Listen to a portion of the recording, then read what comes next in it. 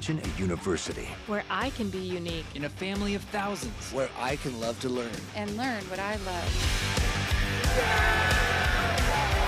Time for a celebration! will be ready. 5, 6, 7, 8, 2, 7, 8, turn! One of the things I've learned about Pixar is that they're very good at coming up with very simple rules that guide the whole project. So I'm curious, coming on board this, what you came up with as these are the necessities for a Monsters prequel. Well, you know, luckily we had sort of the rules of the first film to guide us as far as how the monster world even works. Yep.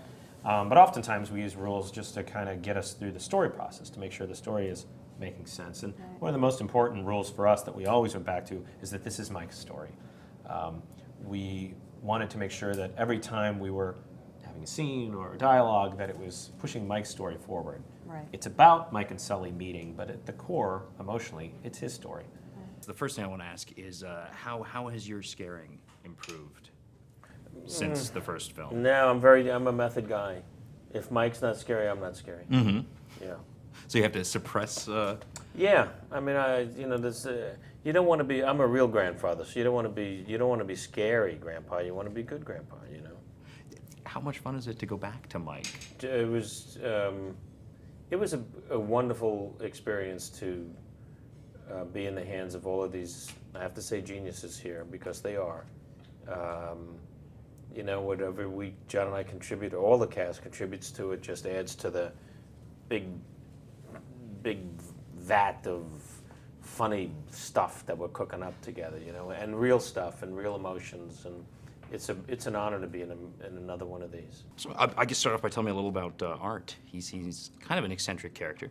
Yeah, you know, Mike and Sully join the frat of the oddball sort of loser guys, and Art is a space cadet, and he's one of those guys that maybe has been in college for a long time. He might not even actually be enrolled. He's just sort of floating through scenes and in and out of the world, and we don't know about his past. We certainly don't know about his future, but he seems happy in the now. What did you learn about scaring through the process of this film? I learned that I'm never going to be frightening to people, and that's okay. And I think that's what the characters learned that in the movie. I have a very different kind of a scare style. You know, the Monsters Inc., the Johnny Worthington style is the big mouth roar with the claws and the horns. I'm more of the guy who will say, come on in, the door's open. And when the person opens the door, I'm behind it. And when they close the door, they see me, but I'm just standing there. I don't jump, I just stand. Creepy. The creepy, give you a heart attack kind of scare. Well placed. Tell me a little about when Pixar says you want to be in our movie. I assume it's immediate yes before you know anything. You assume correctly, number one. You assume correctly. Number two, years ago, I knew somebody who knew somebody, and we made some calls, and I got a tour of this entire facility. Fantastic, amazing, before they built the building next door. It was years ago. I like to think I planted some seeds back then, a little bit of Pixar inception, I call it, that finally came to fruition with one phone call. Bingo. One of the things that is great about this film is just there's so many quick jokes. I'm curious how much of that comes from improv. Is there room for improv? I don't think I did any improv on the movie. I mean, maybe once or twice they would say try something a different way, but there were really funny lines, and so many of my lines were one-liners that it was just a matter of kind of getting the line that they wrote in a way that we thought the character would say it. But I'm sure Billy and John did some improving because the two of them are bouncing off each other all through the movie. But for me, I was trusting in these Pixar people that they might know what they're doing. Do you get to see the character beforehand, or is that a I process? did, yeah. The first day there, they showed me some drawings and some little models that they'd made of the character, and it was nice that it was such a funny-looking guy. When you get to play a guy like Johnny, do you get to see the character first? Yes. And how quickly does he just come to you? They sent me a script. When you open it up, on the inside of the binder, there's a big portrait this exact portrait, actually, which kind of says it all. He's got the underbite going, the one cocked eyebrow, the squirmy kind of smile. He's got the half-open eye, his chest out. He kind of says it all right there. And then in reading it, you can see how he's a little bit insidious and a little bit dangerous in this collegiate setting as far as being good-looking, popular, powerful, but a bully. The kind of people we don't want to run into in actual real life.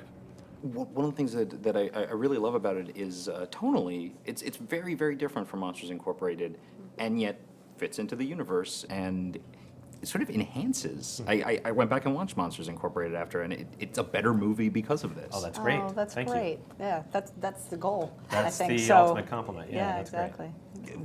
How do you do it? What's the secret? No, you know, we wanted to be both respectful of Monsters, Inc., but we also wanted to make this its own movie. And we felt really strongly that for this movie to be great, it needed to be its own film, and that, you know, I think that helps. We're not just rehashing things that we've already seen. We're discovering something new about these characters. Yeah, and we really did want to take advantage of opening up the world and open up the monster world with more characters, more different characters.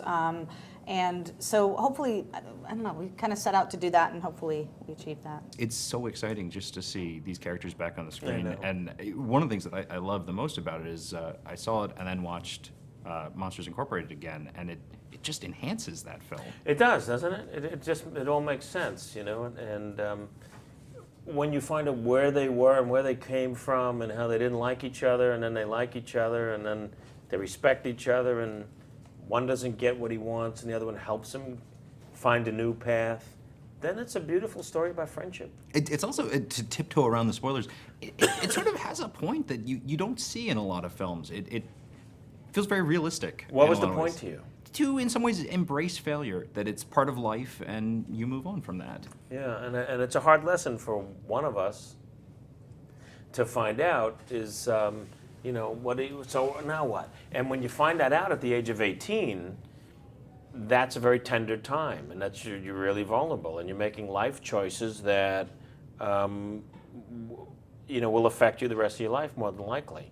You know, it's what path you end up going down. Let's begin the first competition! Good luck, ladies. Thanks! We're gonna rip you to pieces!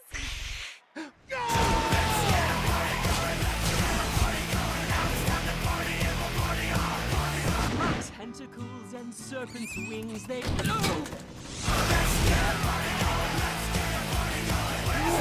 Don't go in there! Just reach deep down and let the scary out. Tonight we party like scarers! I can't be late on the first day!